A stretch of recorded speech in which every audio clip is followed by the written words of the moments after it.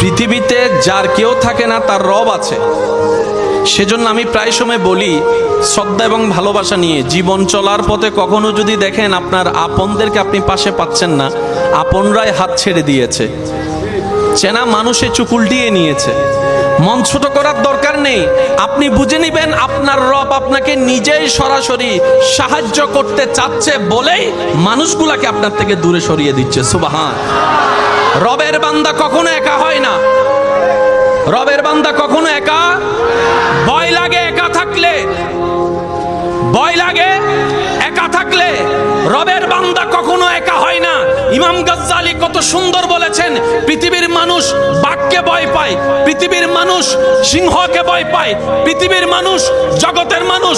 তোমরা যতক্ষণ তোমাদের দিলে রবের ভয়কে জায়গা দিবে না, পৃথিবী তোমাদেরকে ভয় দেখাবে। কিন্তু যেই দিনে রবের ভয় তুমি অন্তরে জায়গা দিবা, সৃষ্টি জগৎ তোমাকে ভয় পাওয়া শুরু করবে। সুবহান।